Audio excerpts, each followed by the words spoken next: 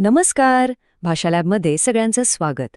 आज आपण इंग्रजी ग्रामरमधला एक खूप महत्त्वाचा टॉपिक बघणार आहोत, तो म्हणजे टेन्सेस म्हणजेच काळ. आणि हो, भाषा लॅब अल्टिमेट ग्रामर चॅम्प टेस्टची तयारी करणाऱ्यांसाठी तर हा भाग खूपच उपयोगी ठरणार आहे. अल्टिमेट ग्रामर चॅम्प टेस्टसाठी टेन्सेसची भीती वाटते का? अनेकांना वाटते. पण अजिबात काळजी करू नका.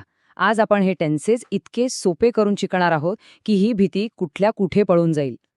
ओके, चला तर मग सुरुवात करूया. सगळ्यात आधी टेन्स म्हणजे नक्की काय?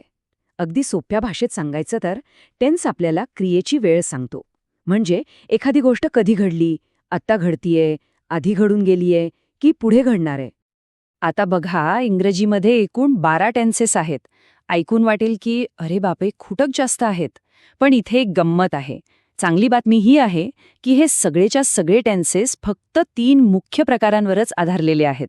म्हणजे हे 3 मूळ प्रकार जर आपल्याला कळले की बाकीचे आपोआप सोपे होऊन जातात. आणि हे आहेत ते 3 मुख्य आधारस्तंभ. पहिला आहे प्रेझेंट टेन्स, म्हणजेच आपला वर्तमान काळ, म्हणजे ज्या गोष्टी आता घडत आहेत. दुसरा आहे पास्ट टेन्स, म्हणजेच भूतकाळ, ज्या गोष्टी आधीच घडून गेलेल्या आहेत. आणि तिसरा अर्थातच फ्युचर टेन्स, म्हणजेच भविष्यकाळ, ज्या गोष्टी पुढे घडणार आहेत. सोपं आहे ना? चला तर मग यातल्या पहिल्या प्रकाराला म्हणजेच प्रेझेंट टेन्सला जरा जवळून बघूया. आता या एका टेन्समध्ये सुद्धा 4 वेगवेगळे उपप्रकार पडतात. आपण ते एक एक करून समजून घेऊया. यातला पहिला येतो सिम्पल प्रेझेंट टेन्स. हा कधी वापरायचा? तर आपल्या सवयी सांगताना, किंवा एखादी नेहमी घडणारी गोष्ट किंवा वैश्विक सत्य सांगताना. याचा फॉर्म्युला तर अगदी सोपा आहे. आधी येतो सब्जेक्ट, त्यानंतर क्रियापदाचं पहिलं रूप म्हणजे V1 आणि मग ऑब्जेक्ट. उदाहरणार्थ, शी राइट्स अ लेटर, म्हणजे ती पत्र लिहिते. पुढचा आहे प्रेझेंट कंटिन्युअस टेन्स. नावावरूनच कळतंय, कंटिन्युअस म्हणजे चालू, म्हणजे जी क्रिया आत्ता ह्याच क्षणी चालू आहे त्यासाठी हा टेन्स वापरतात. याचा फॉर्म्युला असा आहे: सब्जेक्ट, त्यानंतर इज, एम किंवा आर, मग क्रियापदाला लागतो ING प्रत्यय आणि शेवटी ऑब्जेक्ट. उदाहरण बघा, शी इज रायटिंग अ लेटर, म्हणजे ती आत्ता पत्र लिहित आहे. ओके, तिसरा प्रकार आहे प्रेझेंट परफेक्ट टेन्स. परफेक्ट म्हणजे पूर्ण, जी क्रिया नुकतीच अगदी आत्ताच पूर्ण झाली आहे हे सांगण्यासाठी याचा वापर होतो.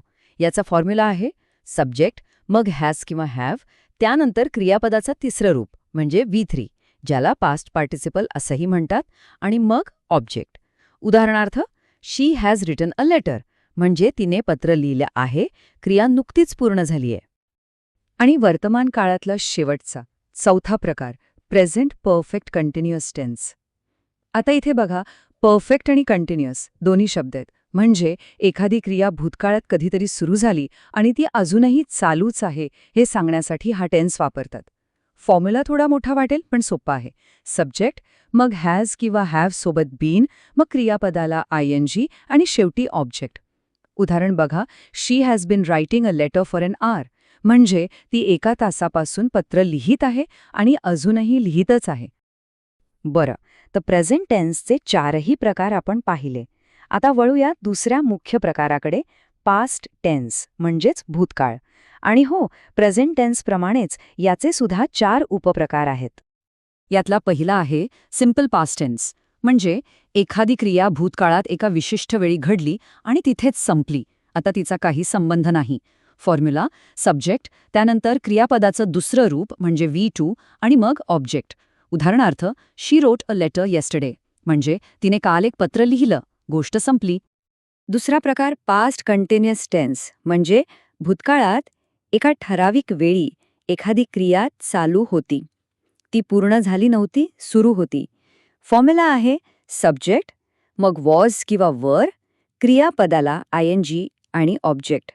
उदाहरण खूप छान आहे बघा, she was writing a letter when I called, म्हणजे जेव्हा मी फोन केला तेव्हा ती पत्र लिहित होती, तिची लिहिण्याची क्रिया चालू होती. आता हा तिसरा प्रकार जरा इंटरेस्टिंग आहे, पास्ट परफेक्ट टेन्स. हा कधी वापरायचा? समजा भूतकाळात 2 गोष्टी घडल्या, तर त्या 2पैकी जी गोष्ट आधी घडली ती दाखवण्यासाठी हा टेन्स वापरतात. फॉर्म्युला आहे सब्जेक्ट, मग हॅड, क्रियापदाचं तिसरं रूप म्हणजे V3 आणि मग ऑब्जेक्ट. उदाहरण बघा म्हणजे लगेच कळेल. She had written the letter before the postman arrived. म्हणजे पोस्टमन येण्याआधीच तिने पत्र लिहून पूर्ण केलं होतं. आणि भूतकाळातला शेवटचा प्रकार पास्ट परफेक्ट कंटिन्युअस टेन्स. हा पण 2 घटनांबद्दलच सांगतो. भूतकाळात दुसरी घटना घडण्यापूर्वी पहिली घटना काही काळापासून चालू होती, म्हणजे इथे क्रियेचा कालावधी महत्वाचा आहे. फॉर्म्युला सब्जेक्ट, मग हॅड बीन, क्रियापदाला आयएनजी आणि ऑब्जेक्ट. उदाहरणार्थ, she had been writing a letter for an hour before her friends came. म्हणजे तिचे मित्र येण्यापूर्वी ती 1 तास पत्र लिहित होती. ओके, प्रेझेंट झालं, पास्ट झालं. आता राहिला शेवटचा आणि तिसरा मुख्य प्रकार, फ्युचर टेन्स म्हणजेच भविष्यकाळ. आणि आतापर्यंत अंदाज आलाच असेल की याचे सुद्धा 4 उपप्रकार आहेत. चला, तेही पटकन समजून घेऊया. पहिला आणि सगळ्यात सोपा, सिम्पल फ्युचर टेन्स. भविष्यात एखादी गोष्ट घडेल हे सांगण्यासाठी आपण हा वापरतो. फॉर्म्युला सब्जेक्ट, मग विल किंवा शाल, क्रियापदाचं पहिलं रूप म्हणजे V1 आणि ऑब्जेक्ट. उदाहरणार्थ, she will write a letter tomorrow, म्हणजे ती उद्या एक पत्र लिहील.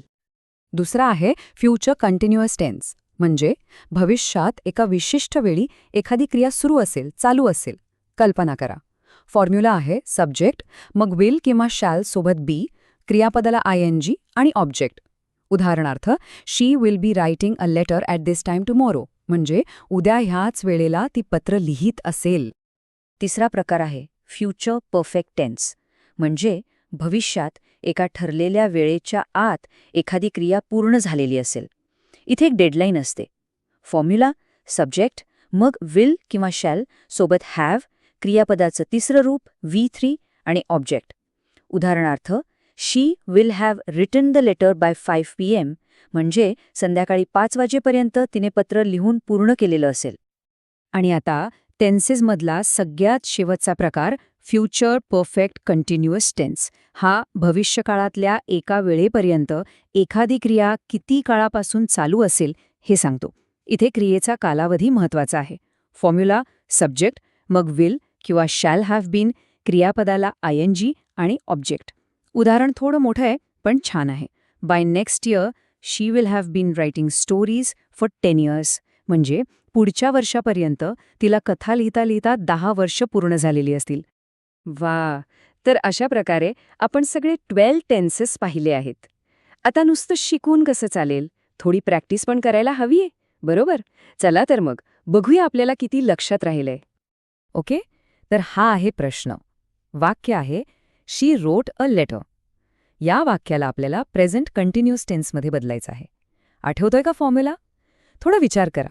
काय असेल बरोबर उत्तर? आणि बरोबर उत्तर आहे पर्याय C, she is writing a letter. आता हे उत्तर कसं आलं ते पण बघूया. प्रेझेंट कंटिन्युअस टेन्सचा फॉर्म्युला काय होता? सब्जेक्ट जो आहे शी, मग इज एम आर पैकी इज, मग क्रियापद राईटला लावला आयएनजी, झालं रायटिंग, आणि शेवटी ऑब्जेक्ट अ लेटर. झालं की नाही आपलं वाक्य तयार? फॉर्म्युला लक्षात ठेवला की किती सोपं होतं हे. अजून प्रॅक्टिस करायची असेल तर स्क्रीनवर दिसणारा QR कोड स्कॅन करा. तिथे भाषा लॅबचे आणखी प्रॅक्टिस सेट्स मिळतील. जेवढा जास्त सराव करू तेवढी तयारी अजून पक्की होईल. तर मग काय वाटतंय, आता टेन्सेस सोपे वाटायला लागलेत ना? बघा, अशा प्रकारे एक एक करून समजून घेतलं की काहीच अवघड नसतं. आता फक्त एकच काम करायचंय, भरपूर सराव. आणि अल्टिमेट ग्लॅमर चॅम्प टेस्टसाठी भाषा लॅबतर्फे खूप खूप शुभेच्छा.